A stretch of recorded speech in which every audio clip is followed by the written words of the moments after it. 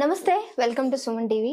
అయితే బరువు అధికంగా పెరిగిపోతున్నారా? చిన్న వాళ్ళ నుంచి పెద్దవాళ్ళ వరకు ఏజ్ డిఫరెన్స్ అనేది ఎవరికీ లేదు. అందరూ కూడా అధికంగా బరువు పెరిగిపోతున్నారు. మరి దీనికి కారణాలు ఏంటో తెలుసుకోవడానికి ప్రస్తుతం నాతో పాటు ఉన్నారు చేతన్ గారు, డాక్టర్ చేతన్ గారు. మాట్లాడి తెలుసుకుందాం. నమస్తే సార్.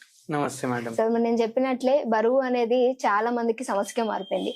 చిన్నవారిలో కూడా అంటే చాలా ఫ్యాట్ అయిపోవడము, దీనికి కారణాలు ఏంటి ఉండొచ్చు? చూడండి, చాలా సార్లు ఏదో అండర్లైన్ కాజ్ కూడా ఉంటది. అంటే థైరాయిడ్ ఉంటది పేషెంట్లకు, అప్పుడు బరువు పెరుగుతుంది, స్పెషల్లీ ఫీమేల్స్ లో. మళ్ళీ హార్మోనల్ ఇంబ్యాలెన్స్, పీసీఓడి కానీ, థైరాయిడ్ ప్రాబ్లం ఇప్పుడే చెప్పినా కదా, దానివల్ల కూడా పెరుగుతుంది. మళ్ళీ ఇంకా వేరే హార్మోనల్ కి సంబంధించిన డిసార్డర్స్ ఉంటాయి, దానివల్ల బరువు పెరుగుతుంది. అది కాకుండా ఇప్పుడు బీపీ పేషెంట్లు, షుగర్ పేషెంట్లు, ఇప్పుడు నరాల బలహీనత ఉన్న వాళ్ళకు కూడా బరువు పెరుగుతుంది. ఎందుకు? వాళ్ళు మందులు వాడతారు కదా, ఆ మందులు వాడడం వల్ల కూడా కొన్నిసార్లు బరువు పెరుగుతుంది అనమాట. అచ్చా సరే, ఇప్పుడు ఇవన్నీ ఏం లేవు అనుకోండి, అయినా బరువు పెరుగుతుంది, తగ్గట్లేదు. దానికి ఏం అర్థం వస్తుంది? మన బాడీకి ఎంత అవసరం ఉంది, మనం దానికన్నా ఎక్కువ కన్జ్యూమ్ చేస్తున్నాం. మనం మన బాడీకి ఎంత అవసరమో దానికన్నా ఎక్కువ కన్జ్యూమ్ చేస్తేనే మన బరువు పెరుగుతుంది ఆ టైంలో. ఓకే. అయితే ఇవి కొన్ని కారణాలు. మళ్ళీ ఇంపార్టెంట్ ఇంకా ఏంది, ఇప్పుడు కొద్దిగా తింటే మనకు ఆకలి అవుతుంది, కొద్దిగా తింటే ఆకలి అవుతుంది, మనం ఆపుకోలేము. అయితే మనం ఫిజికల్ యాక్టివిటీ కూడా చేయట్లేదు మనం. అంటే మనం ఫిజికల్ యాక్టివిటీ పెంచుకుంటే కూడా మనకు బరువు కంట్రోల్లో ఉండొచ్చు. సో ఫిజికల్ యాక్టివిటీ ఉండకపోవడం, ఎక్కువ ఎంత అవసరం దానికన్నా ఎక్కువ మన బాడీ కన్జ్యూమ్ చేయడం, మళ్ళీ దాని తర్వాత స్లీప్ కూడా ఒక వెరీ ఇంపార్టెంట్ ఇష్యూ. స్లీప్ కూడా సరిగా లేకపోతే బరువు పెరుగుతాం. డాక్టర్ గారు, అయితే బాడీలో ఫ్యాట్ ఏది ఎక్కువగా తొందరగా పెరుగుతుంది? ఒకవేళ తగ్గించాలన్నప్పుడు ఎక్సర్సైజ్ చేసినప్పుడు ఏది తొందరగా తగ్గుతుంది? ఇప్పుడు ఎప్పుడైతే వెయిట్ పెరుగుతాం కదా, కొందరికి ఫేస్ ఈ చీక్స్ ఉంటాయి కదా, అవి అక్కడ ఫ్యాట్ అక్యుములేషన్ ఎక్కువ ఉంటుంది. కొందరికి పొట్ట పైన ఉంటుంది, కొందరికి బటక్స్ ఏరియాలో ఉంటాయి. ప్రతి పేషెంట్ ఎవరికైతే బరువు పెరుగుతుంది కదా, ఇప్పుడు మన దగ్గర చాలా మంది పర్సన్ ని బట్టి, జెనెటిక్స్ ని బట్టి ఉంటది. ఓకే. సో ఇండియన్స్ లో మనకు ఎక్కువ ఈ పొట్ట రీజన్ లో బెల్లీ ఫ్యాట్ అంటారు కదా, అది ఎక్కువ పెరుగుతుంది. మళ్ళీ బటక్స్ రీజన్ లో, థైస్ రీజన్స్ లో పెరుగుతుంది. అండ్ ఇప్పుడు తగ్గేటప్పుడు కూడా అట్లనే. సో కొందరికి ఫేస్ పైన ఉన్న ఫ్యాట్ ఫస్ట్ పోతుంది, కొందరికి థైస్ మీద ఉన్న ఫ్యాట్ పోతుంది. సో పేషెంట్ టు పేషెంట్ అది చేంజ్ అయితేనే ఉంటది.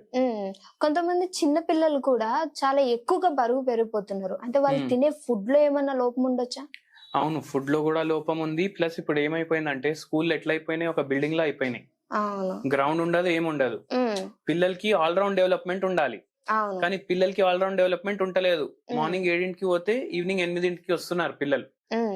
ఎక్స్ట్రా క్లాసెస్ అనేసి, స్టడీ అవర్స్ అనేసి, ట్యూషన్లు అనేసి, అప్పుడు ఫిజికల్ యాక్టివిటీనే లేదు కదా. అండ్ ఫుల్ డే బ్రెయిన్ పనిచేస్తుంది. అయితే బ్రెయిన్ ఇప్పుడు మనం ఒక 2-3 గంటలు పనిచేస్తే మనకు జర డల్నెస్ వస్తుంది. అప్పుడు మనం చాయ్నో కాఫీనో తీసుకుంటాం.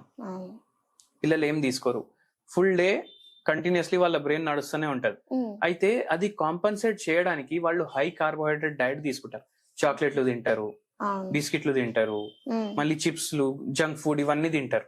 ఎందుకంటే మైండ్ అడుగుతుంది అట్లా, మళ్ళీ నేను యాక్టివ్ అవ్వాలంటే ఇవి ఇవ్వండి అనేసి. సో అవి కొన్ని కారణాలు. మళ్ళీ పిల్లల్లో కూడా థైరాయిడ్ కేసులు పెరుగుతున్నాయి. మళ్ళీ ఎప్పుడైతే స్కూల్లోనే అమ్మాయిలు ఉంటారు కదా 13 years కి 12 years కి, అప్పుడే వాళ్ళకి పీసీఓడి వస్తుంది. అయితే ఈ కారణాల వల్ల వాళ్ళకి వెయిట్ పెరుగుతుంది. ఓకే. అంటే ఇప్పుడు మీరు అన్నారు థైరాయిడ్ అని, అంటే బరువు పెరిగిన తర్వాత థైరాయిడ్ వస్తుందా, లేదా థైరాయిడ్ వచ్చాక మనుషులు బరువు పెరుగుతారా? థైరాయిడ్ వచ్చినాక బరువు పెరుగుతారు, కానీ ఆల్రెడీ బరువు ఎక్కువ ఉన్న వాళ్ళు కూడా వాళ్ళు ప్రోన్ ఉంటారు థైరాయిడ్ ప్రాబ్లమ్స్ కి, పీసీఓడికి, మళ్ళీ డయాబెటీస్ కి. అంటే బరువు వల్ల ఎన్నో రోగాలు వస్తాయి మనిషికి, అందుకే బరువు కంట్రోల్లో పెట్టుకోవాలని అంటారు.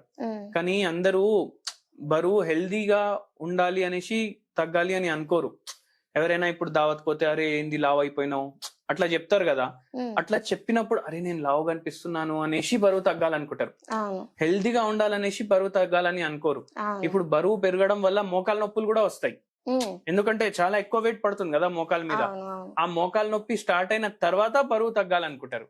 అయితే ఫస్ట్ నుంచే మనం పెరిగే ముందే కంట్రోల్లో పెట్టుకోవడం బెటర్. ఓకే. ఒక పర్సన్ మంత్లీ ఎంత వెయిట్ తగ్గితే అది హెల్దీ వెయిట్ అని అంటాం మనం? చూడండి, ఏదైనా ఉంటే గ్రాడ్యువల్ ఉండాలి. ఇప్పుడు కొందరు 10 kgs కూడా లూజ్ చేస్తారు నెలలో. కానీ అట్లా అంత ర్యాపిడ్ గా మందులు తీసుకొని, అంటే ఏ మందులు అయితే మనకు సైడ్ ఎఫెక్ట్ ఇస్తాయి కదా, అటువంటి మందులు తీసుకోవద్దు. 3 kgs to 5 kgs మీరు లూజ్ చేయొచ్చు 1 month లో. మరీ ర్యాపిడ్ గా లూజ్ చేయొద్దు. ఎందుకంటే మీరు మొత్తం క్యాలరీస్ కట్ చేస్తున్నారు, ఒక డయట్ ఫాలో చేస్తున్నారు. ఆ డయట్ ఎన్ని రోజులు కంటిన్యూ చేస్తారు మీరు? అవునా కదా? ఇప్పుడు కీటో డయట్ చేసేటోళ్ళు ఉంటారు. కీటో డయట్ లో కార్బోహైడ్రేట్లు ఉండవు, కానీ బాడీకి కార్బోహైడ్రేట్స్ కూడా అవసరం, ఫ్యాట్స్ కూడా అవసరం, ప్రోటీన్స్ కూడా అవసరం. బ్యాలెన్స్ డయట్ అంటారు దాన్ని. అన్ని ఉండాలి ఆ డయట్ లో. కానీ మనం ఏం చేస్తాం, ఏదో మ్యాక్రో న్యూట్రియంట్ ని తగ్గిస్తాం. అట్లా తగ్గించి మనం ఎన్ని రోజులు తింటాం? అది వారం, 10 రోజులు, 2-3 నెలలు, దానికన్నా ఎక్కువ మనం తినలేం. సో గ్రాడ్యువల్ గా హెల్దీ వెయిట్ లాస్ చేసుకోవాలి. అయితే హోమియోపతి మెడిసిన్స్ దీంట్లో చాలా హెల్ప్ చేస్తాయి అన్నమాట.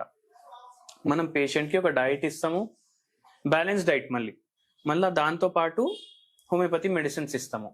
అయితే gradual and permanent weight loss అవుతుంది పేషెంట్ కి. ఓకే, తీసుకునే ఫుడ్ మనకి ఎంత వరకు యూజ్ అవుతుంది అంటారు దీనికి? తీసుకునే ఫుడ్ అంటే మనం ఇప్పుడు డైట్ తీసుకుంటున్నప్పుడు కొంత ఫుడ్ తీసుకుంటాము, కొంతమంది కొంత లాస్ చేసేస్తూ ఉంటారు. దీని వల్ల వాళ్ళకి ఫర్దర్ గా ఫ్యూచర్ లో ఏమైనా ఇబ్బందులు, ప్రాబ్లమ్స్ ఏమైనా వస్తాయా? అవును, ఇప్పుడు హోమియోస్టాసిస్ అనే ఉంటది బాడీలో. అంటే మొత్తం బాడీ కరెక్ట్ గా పనిచేస్తుందా, చేయట్లేదా. ఇప్పుడు మనం ర్యాపిడ్ గా వెయిట్ లాస్ చేసినాం అనుకోండి, అప్పుడు ఏమైతుంది, ఆ హోమియోస్టాసిస్ డిస్టర్బ్ అవుతుంది. దాంతో బాడీలో మల్టిపల్ ఫంక్షన్స్ డిస్టర్బ్ అవుతాయి. ఇప్పుడు ఏదైనా వెయిట్ లాస్ డైట్ స్టార్ట్ చేసిన వాళ్ళు స్టార్టింగ్ లోనే చెప్తారు, మాకు కాన్స్టిపేషన్ స్టార్ట్ అవుతుంది అనేసి.